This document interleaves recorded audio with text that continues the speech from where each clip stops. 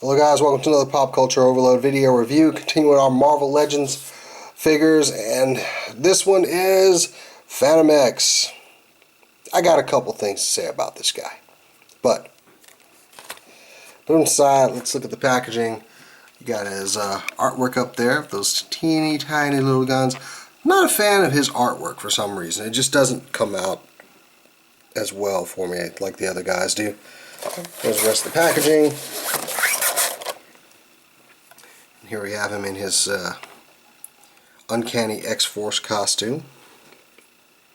And there's that artwork that just doesn't speak to me. I don't know what it is. This one, not so much.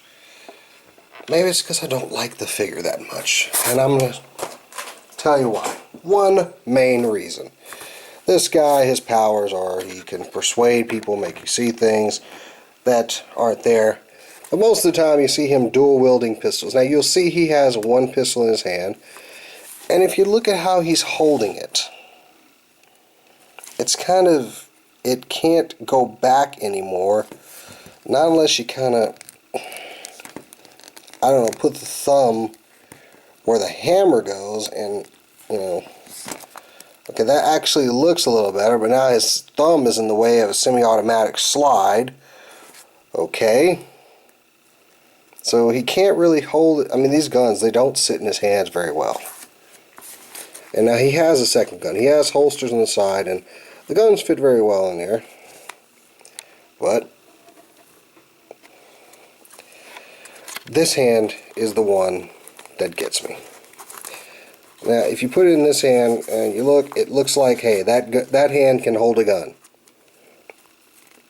Yeah, that hand can very badly hold a gun. And if he's not shooting, I guess it doesn't look as bad, but if you try to bring this up for like a shooting pose, you get this. Now, I like Marvel Legends. I like this character. Also, I shoot guns. And I look at this and go, why can't he hold that gun? Why can't he hold the gun and dual wield like he's supposed to? And I don't like it. There, I said it. So this gun usually stays in the holster. Thanks for not, fixing the hand so he can hold his guns. I'm sorry. That's just how I feel about this guy. I wanted him to be he's a good-looking character. A lot of people are not big fans of him. I like him, but I just wanted him to hold his freaking gun. Both of them. In a way that looks like he's holding a gun. They've done this before. They've done it right. Why did they miss it this time? Okay then. So, anyway, let's take a look at one of his pistols here. I do like the design of the pistols. I think if they could have gone with something that he could have held, even better. He's got a little extended magazine there. Look like he's got a sight up there. They're not bad. They fit into the holsters good. I just wonder how it was missed with him holding his guns properly. Okay, I'm not going to talk about that anymore. As you can see, he is a reuse of a couple parts. If you look, he's got the X-Men classic blue and yellow costumes that we saw in Forge and Wolverine in the 2-pack not too long ago. They even left the straps there. He doesn't usually have these straps in his regular costume, but they got him there. Not a big deal. He's got the straps at the top of his boots. For articulation, he's got the hinge at the ankle twist. Got a bicep rotation, double jointed knees. He's got a waist twist. His belt is actually, it stays on very well, unlike some of the other figures. He's got an ab crunch.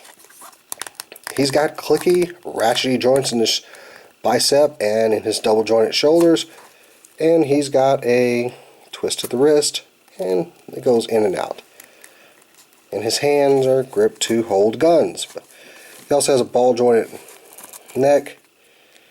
He's got this weird kind of, while I'm zooming in on his face, I can show you, he's got this weird kind of lip on his, and you can get a look at his eyes there. Good paint job on this guy. I thought this would have easily been one of the ones that got screwed up as far as paint applications, but he actually did pretty well. But if you look, he's got this weird kind of, like, I know this is probably a reuse of another figure, and this is where their costume where the neck part of it ended, and they just kept painting. So they kind of cut the corners there. And it's not a big deal, but you can see it. It's there. He's got this Nick Fury coat that we've seen with a couple of figures, and we're going to see it with a couple more in Series 3. But, you know, the coat is not bad. It does keep the arms from going in a little bit, but not that much. I don't mind this thing so much. I love the back of it, how they got the design right on there. Although it does get a little wonky up here in the collar. But this figure has great paint apps.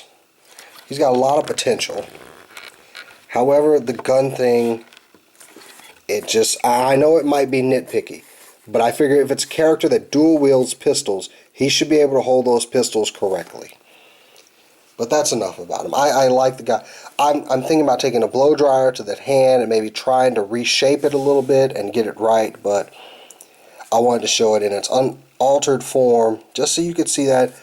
Take a blow dryer or something, heat it up, maybe you can mold it back, get that gun in there and kind of wrap the hand around it. But you know, a little bit of fixing won't hurt, but just with that, they should have gotten it right the first time. And I'll just end it there. And as always, I'm Jazz for Pop Culture Overload, and until next time, I'll see you later.